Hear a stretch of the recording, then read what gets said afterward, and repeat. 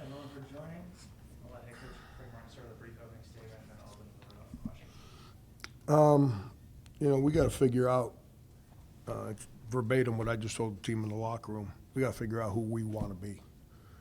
We want to be the team that was in total control of a game against a really good team for 25 minutes, or do we want to be the team that just tried to be cute and chill and relaxed and almost gave a game away because of those things? And our, in our free throw shooting, I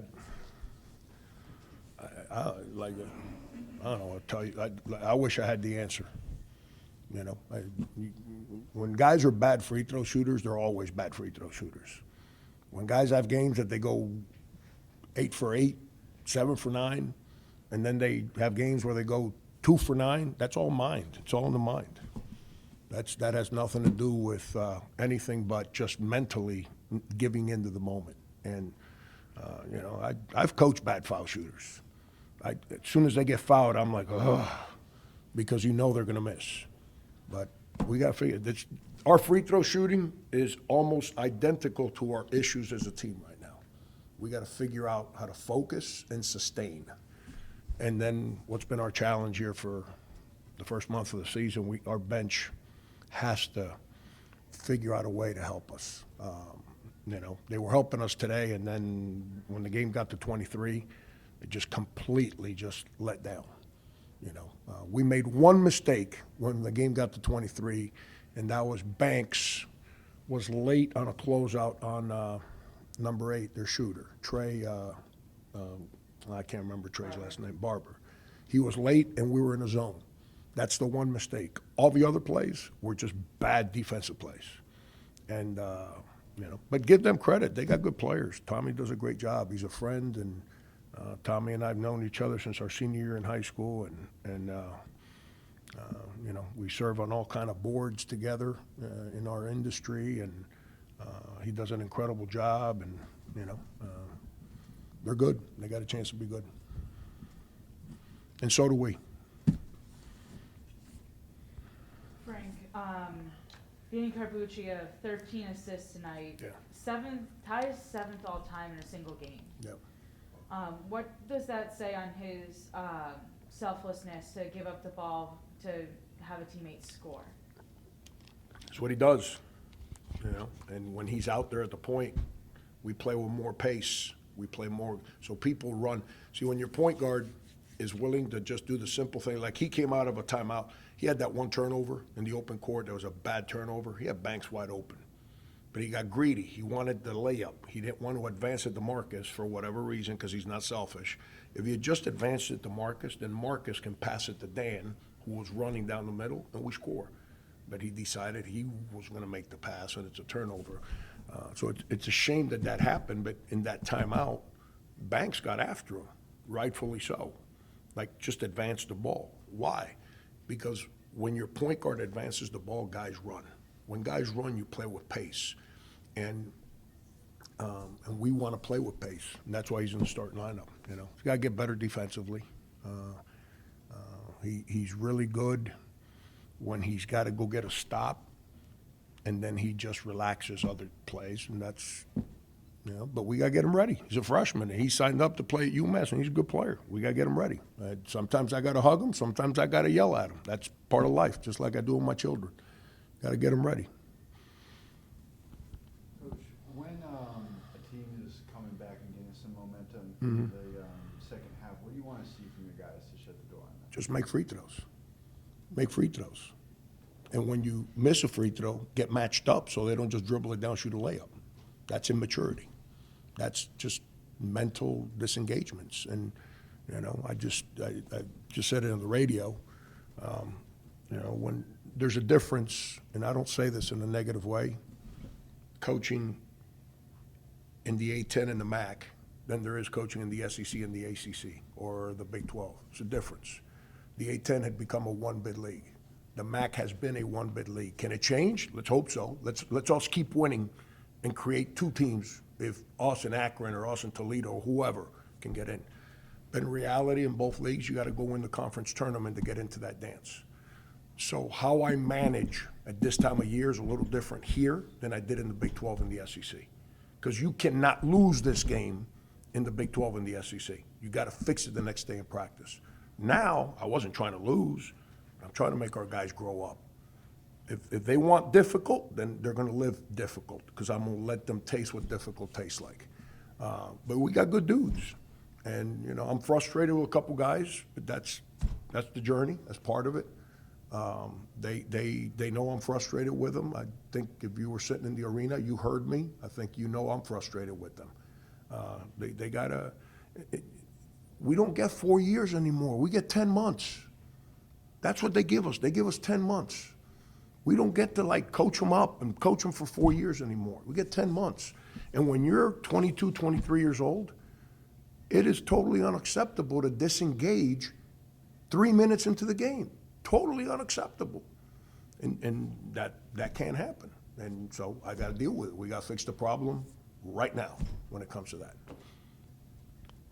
For Leo, 5 turnovers in those last 15 minutes. What do you want to see him do differently in terms of taking care of the ball? I just answered your question with the one before. When you mentally disengage from the game 3 minutes into a game, it's really hard. And you're a person that the team depends on, it's really hard to be productive. So you look at the layups, my fat ass could have made those layups. But everything else is wrong. You know, he's got to be better. And he's a good dude. I believe in him. Teammates believe in him. But can't make those mistakes, you know. It's and if he does, then we're going to struggle. If he does, then we're going to struggle in games against quality teams. And we've tried to schedule quality teams. We got to learn. Rob, hitting similar to Malik Mack a couple years ago in this building, big second half, trying to will Harvard over the top. What was he doing so well? Yeah, our defense. I mean, give him credit. He's a good player. You know, he at BU. He had 34, 35. They went into Penn State, and they had Penn State dead in the water. And he just, some of those shots he made, he missed. If he had made them, they beat Penn State. He's a good player, you know. I believe he was freshman of the year in the Ivy last year, if I'm not mistaken. Yeah, I'm pretty sure he was freshman. He's a good player, you know. Tommy recruits good players, man. Tommy, you don't stay at a school for 19 years because you were a good high school player or you played at Duke. You stay there because you recruit good players, and he's another one of those Harvard guys that he's recruited in there that's going to be a real good. I think he's a sophomore too, if I'm not mistaken. He's a hard guard. It's not when his little 12-foot fadeaway's going in, he's a hard guard. We don't have enough guys that are ready to guard guys like him yet. We got one guy, Jaden, and you know, but we got to keep getting guys ready. Parker had 8 points in a short span in the first half, and then we didn't really see much of him until the last 10 minutes of the game. What was the reason for that? 4 hand checks. Nobody else on our team hand checks. He's another one of those older guys I'm telling you about, you know. Can't play when they call 4 fouls on you in 4 minutes of basketball. And the 4 fouls are all hand checks. And have you been to my practice before when I let guys in? I hate hand checks.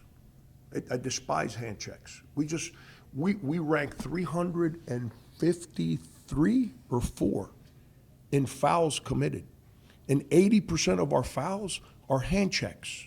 Little love taps, Leo, KJ, all those guys. We got to stop that.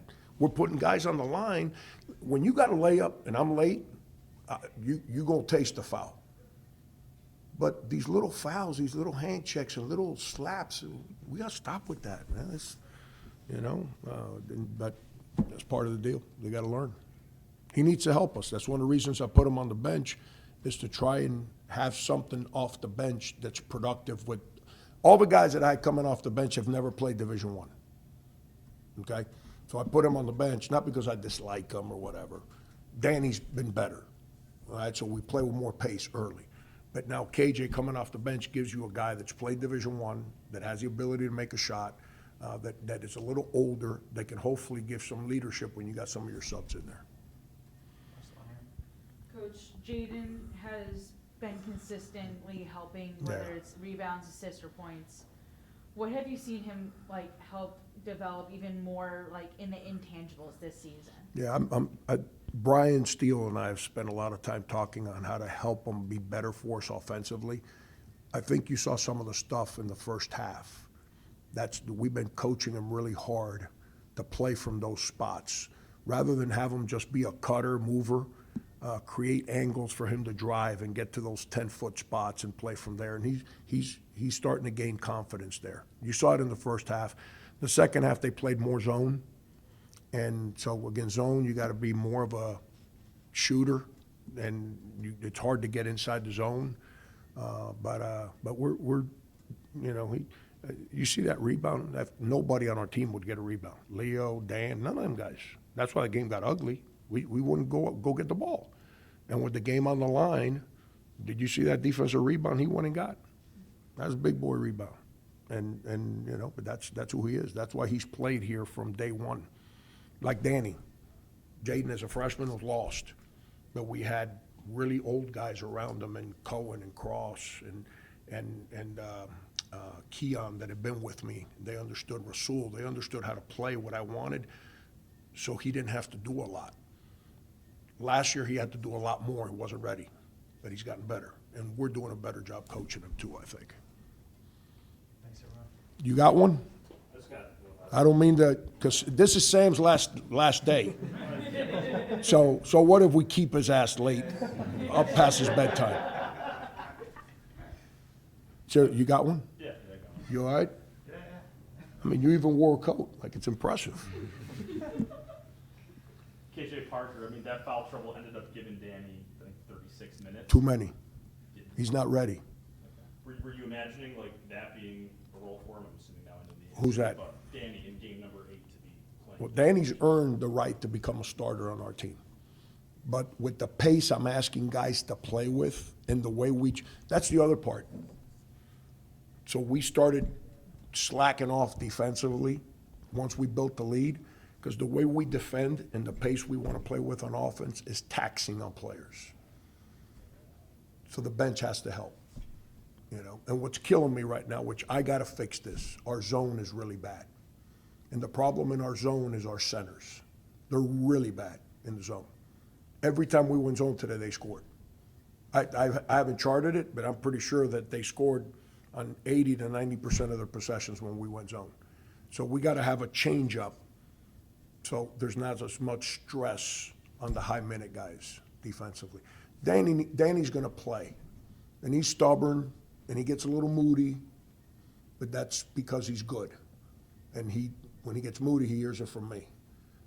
Today, Banks got on him for the right reasons. He's got to learn how to embrace that. That's an old player trying to make him understand how to handle something right in the middle of the fight. That's part of the deal. And you got to comprehend. That's easy for me to say. He was that guy on Stepanak's team last year that told everybody what to do. Now he's in a team where people are telling him what to do. That's not easy. That takes time to figure all that out. So, but I'd like to play Danny a little less. I'd rather not have to play him 36, 37 minutes. But if he has to play it, he's got to play it. It is what it is. Thank you.